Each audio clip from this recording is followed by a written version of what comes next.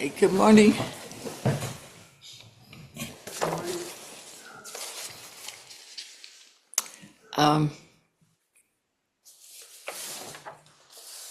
This is another one which I've had to edit out a whole conversation we had the night before. Okay, practicing meditation on the cushion wouldn't be so difficult if, figuratively speaking, the cushion did not follow us out the door of the Zendo afterwards back to our homes, where it will hunker down and stay. And we would just like to go home afterwards and rest and come back very refreshed. But that's not the way practice lives. At first, we think, well, okay, that's just the way things are. And we find that as soon as we enter the door of our homes, we come face to face with others immediately with ourselves immediately as we don't know ourselves. And that means all the parts that were hidden before, denied or ignorant of, or that we had run from, will come out into the open once we begin meditation. And they come down to us in our homes even. So when we leave the Zendo after practice, we discovered that from now on, once we begin sitting, we will have to practice in the weeds and the mire of ourselves as they come to the surface of our knowledge. And if we're lucky, we will become, in the process, difficult as it will be, we will find that we become real friends of ourselves. It's as if you went out of your door and your house is all neat and tidy and everything looks great, but you found your yard full of weeds and potholes full of water. So the first flowers that can come up in such a circumstance would just be a few dandelions, if any.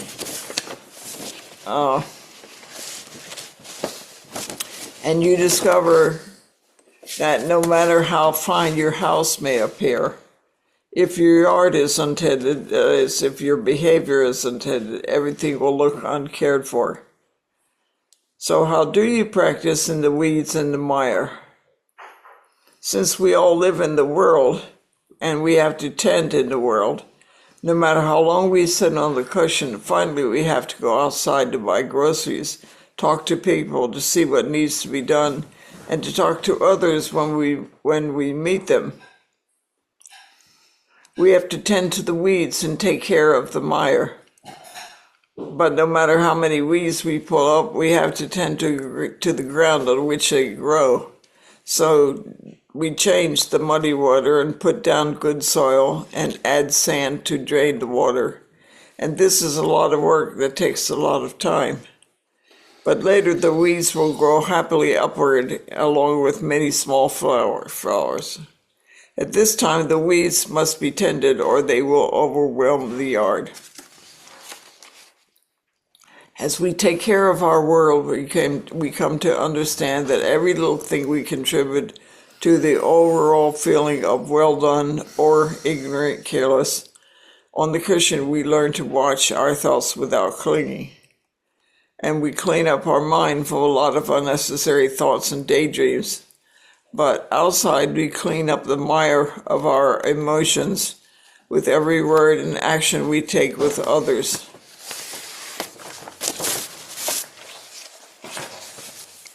We see that everything we do has some effect on the world, whether it's our thinking or feeling, or with even one word that we use without clear intention.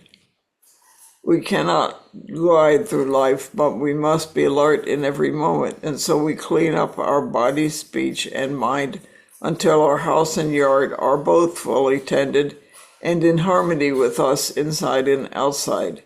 Then we can look further afield to tend what needs tending. We can only look further afield outside as long as it remains in harmony with our house and yard. Otherwise, we may find ourselves in a jungle beyond our comprehension. But as my therapy physical therapist says, when I wanted to rush into walking in and practice, and he said, no, that way is not the way to success. Small steps is the way to success. And I think that's true in everything. So small steps, and we will ensure our success of new fields of activity, and we won't get lost in any field of activity as long as we remember that every field of activity is a field far beyond form and emptiness. Then we can keep our efforts free from clinging and greed. And we do that by continuing to meditate on what we are doing, even as we work by ourselves or with others to better others' lives. Even if we join large groups to work together with them, we can continue to meditate on the meaning of what we are doing. I think perhaps that we are always meditating on what compassion is while working for others. Is it the compassion of Avalokiteshvara, or is it our ideas of what is good and bad? And how can we tell the difference? We can look to see if it is self-created or if it is just flowing from the need to help others. And these questions arise in our meditation as we work outside, and we will find our meaning in them. Sorry, it's a kind of choppy sentence I had to edit as I was reading. Do you have any questions? Mike? Well, now I know why priests wear robes, because the cushion is still stuck to their butts. In the sense that everything you do, you're still on the cushion. You still have that um, awareness and that being in the moment. That when you walk out of Zazen in the Zendo or someplace like that, where it's very easy to become very serious in your practice, you walk out the door, there really is no door because you still have to maintain your practice throughout your life. And so I guess, yeah, I I guess I'm wandering here. Our practice and meditation are pretty much the same thing in the sense that that awareness that we have of the moment when we're sitting on the cushion. We want that when we walk out into the real world and deal with all the madness in the real world. And it actually is still part of our practice, still part of our training. And so I guess we really do walk around with our cushions stuck to our butts. Sorry.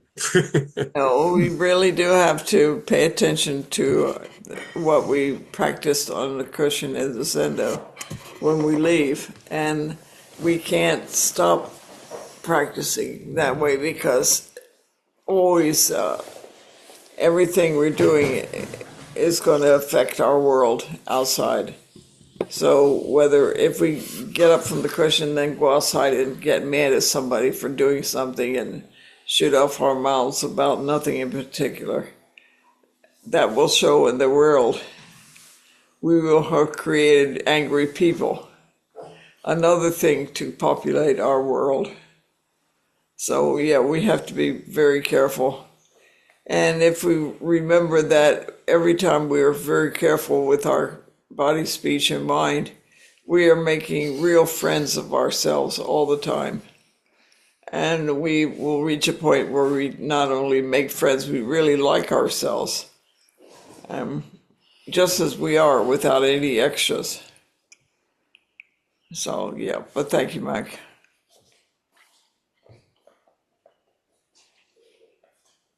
No more questions? Chris? Well, it's not really. Oh, I didn't realize I was unmuted this whole time. It's not really a question, but your talk reminded me of a saying I heard about Tassajara.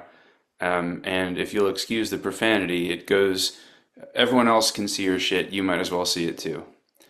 And I think That is I don't very think that true. just applies. I don't think that just applies to Tassajara. I think what it applies to what you're describing is just meditation in general, and it can be really unpleasant as Zazen attunes us to notice some stuff that we more or less have been ignoring the whole time. Yeah, And and also, and I think it that's makes not us more just thoughts. sensitive. Say again? Yeah, it's true. It's not just our thinking, which will express itself in the world all the time, but the way we talk, the way we feel, what we actually believe. Like if we believe everybody is really bad, we actually will live in that kind of a world. And so the thing is, when you see these things in yourself, we change them not just to change ourselves, but to change ourselves and the world with it, if, you know, in the effect we have.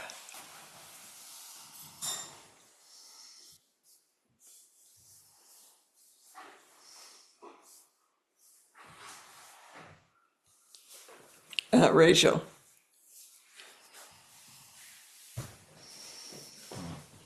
Thank you, Jane. Can it also not be true that because you mentioned someone thinking they have a fine home, but can barely see it for the weeds and the brambles, can it also not be that someone begin practice or at any point believe there's nothing but weeds? In other words, they come thinking the house is broken down, the yard's bad, everything is shoddy, and really learn what a weed really is and what a flower really is, and that some weeds are edible. I mean, I don't mean that glibly. I mean really um, see Yeah. clearly into uh, the merits of your little self, and what a merit or worth really is. Yeah. Well, all the time you're picking weeds, you're meditating on that also. For example, in Japan, mugwort is edible weed, and every spring they pick it and put it into mochi, so that they have this green mochi that tastes really interesting. And it's supposed to be very good for you. So anyway, yeah, you do meditate on the value of things as well. So you wouldn't pick up every weed on the ground so the ground is bare. You might leave a few little pieces, as our teachers always said. Don't be overzealous in pulling the weeds up. Just pull up most of it and leave a few little pieces there. And so I think our behavior is what our yard looks like, and what we think of ourselves is what the house looks like. And so when we work outside, we start to bring the two of them together, whereas before we were kind of careless about one and very proud of the other.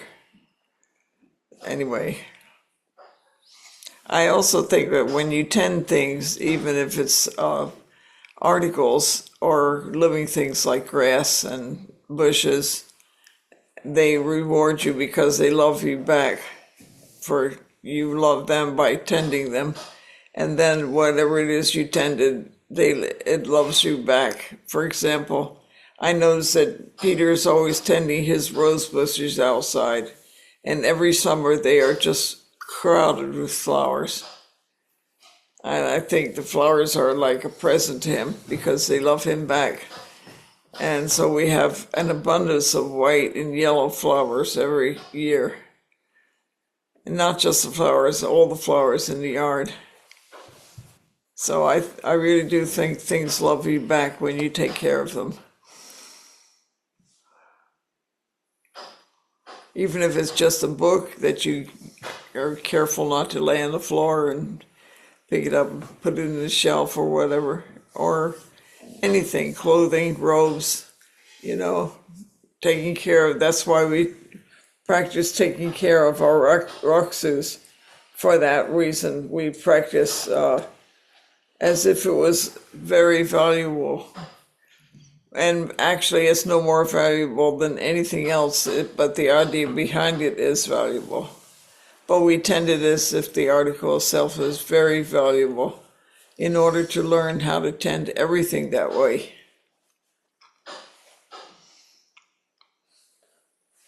So that's it for questions.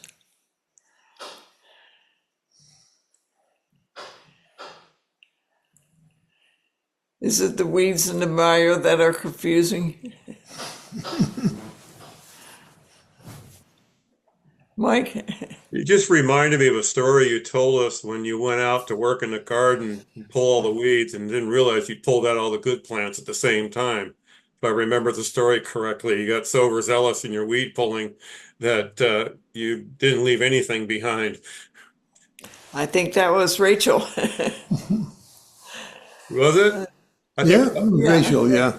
Oh, okay. I'm sorry. And San Diego, and what was a jade plant? There was a complete ground cover in one corner, and they were quite proud of it. I pulled everything and was quite proud of myself. Sorry Yeah. to blame you, Jane. I did the same thing when I was told to wait. I was pulling everything out and left the ground totally bare. And Suzuki Roshi came by and looked down. He said, "Well, you don't have to pull everything. You can leave a few things there." And I hadn't realized it until then that I just slipped the ground clean. So I think that just points out that we have to be alert every moment. You know, we can't ever run on cruise. We always have to really pay attention to every moment. So until that happened, I wasn't even aware that I had pulled everything out. So after that, I was much more careful.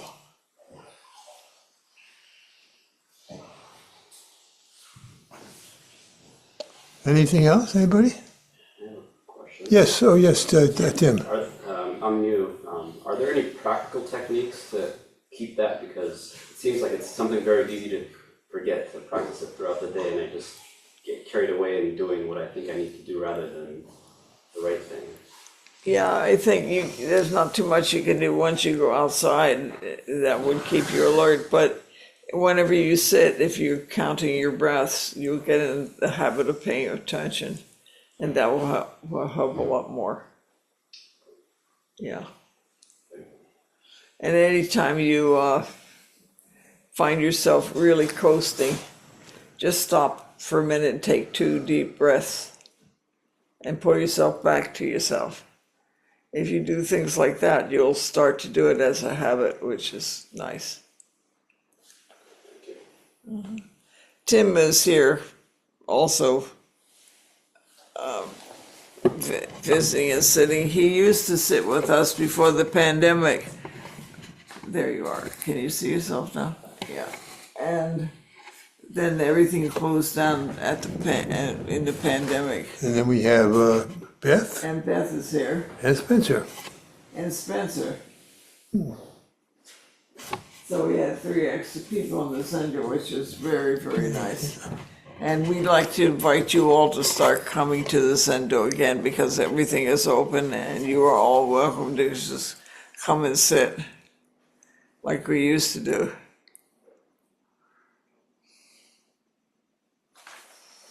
Any questions at all? Any questions to help Tim have ideas about how to keep his mind alert in the outside? Ted, isn't it? Yeah, Ted, sorry. Ted, sorry.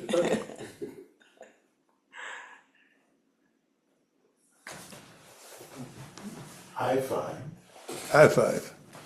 I think of Abadam Ross's old book, Be Here Now. That was the simplest instructions I ever saw in Buddhism, was just be in the moment.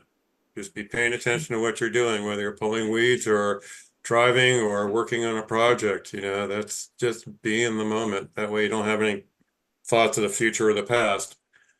And just do what you're doing with full attention. Easier said than done. And when we have an all-day sitting, we have tea times during the day, twice, I think.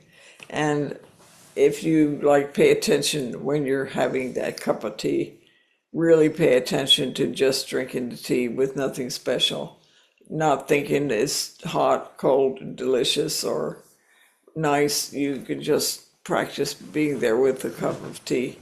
And maybe one day in your morning thing, you'll sit with your coffee or another cup of tea and find yourself paying attention to it as if it's the most loved object of your life for that moment.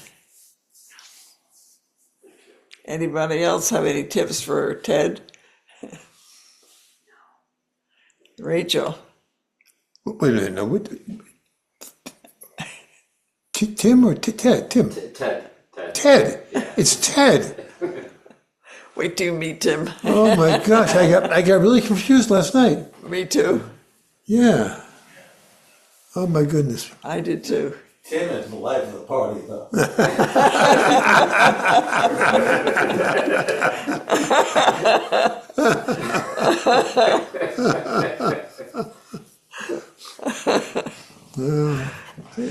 Rachel, you had some ideas to give too.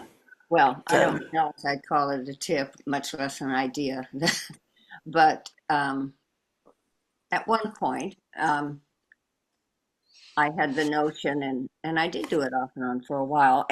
Anything's helpful if there's a little willingness behind it. A willingness to change really helps.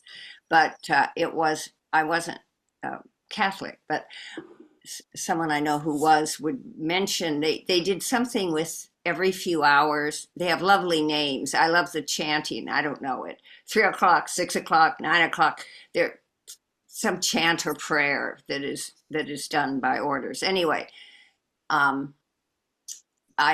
thought that no matter, even at work, but how busy I was, that I probably couldn't come up with a way to mechanically stop for a minute. In other words, kind of like setting your watch or a clock, but saying at 9 o'clock, 12 o'clock, 3 o'clock, whatever you pick, but something.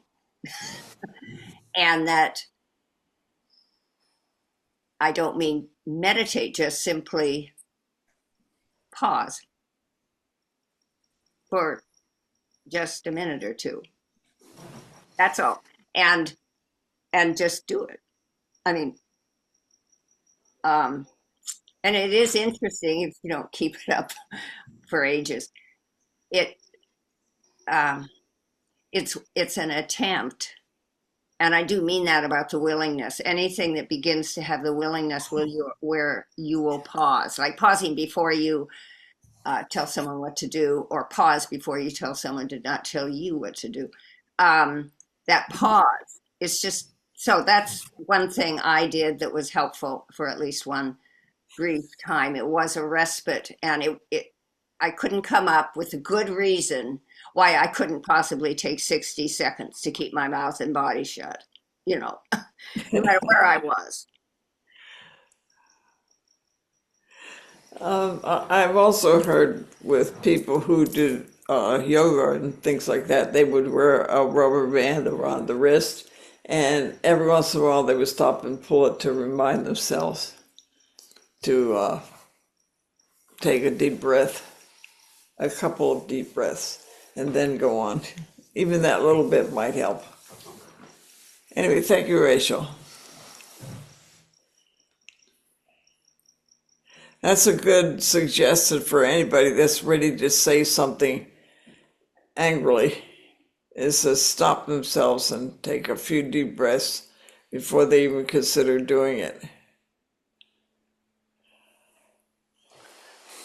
Yes, Steve? Steve?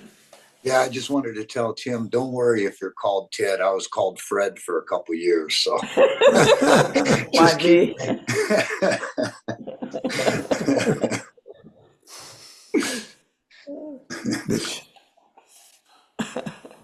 Thanks, Fred. For one thing, at this point, I'm just going to call him Mr. T. And What's that? I said, at this point, I'm just going to call him Mr. T. And I'm not worried about the last 3 letters. As I became more mindful in my practice, I slowed down a lot. So I have a tendency, or I was a much more impulsive person and one thing that helped me was slowing down, and it kept me more present in the moment. It wasn't. That's my offering. And I think in some meditative places they set their timers for every hour. It just dings once, and then they stop for a second at that point and breathe deeply. And if you could do something like that, it would keep you paying attention if it didn't drive you crazy by the end of 2 days. The problem with the rubber band is that you have to remember to do the rubber band. If you could remember to do the rubber band, you wouldn't need to have the rubber band. No, that's true. But if you snap yourself hard enough, you'll remember it. Chris? I wanted to reiterate the breath and just say that even if you're not having it on a timer, or even if you do, just like how in Zazen, when I catch myself thinking, I'll come back to put my focus on my breath. Well, turns out that's really helpful even when I'm not doing sitting Zazen. If I find myself getting worked up over something, if I can notice that I'm getting worked up and then make it a habit to just focus on my breath, just break off from whatever I'm doing and just focus on my breath for like just a few seconds is enough, but sometimes longer if I need to basically just let whatever energy has built up dissipate. That's not foolproof, and I forget to do it a lot. But the There's breath a is so saying, helpful as a Chris. focus. Chris has a saying that says, when you get angry, count to 10 before you speak. And I think that's like 10 breaths. I still If remember you're really upset. I've actually used this, and I told this to my sister, or I tried to teach this to my nephew, but I still remember one time when I saw Cody here, and he brought his sons, no, I'm not sure if his sons were with him. Maybe he was just telling us that he does this with his sons. But basically, when you're starting to get worked up, he tells his sons, "All right, let's pick a flower, and let's take a smell of the flower. Let's smell the flower again." And you're basically just like walking through an act out of breathing deeply 3 times in a row, and just breathing deeply can help so much. And I've also heard that's why church is great, because when you're singing with a bunch of people, you're breathing together, and you're breathing more mindfully or purposefully. And it doesn't have to be church; it can be anything like that, like chanting, like we're going to be doing in a couple minutes now. But yeah, the breath is such a powerful focus. Yeah.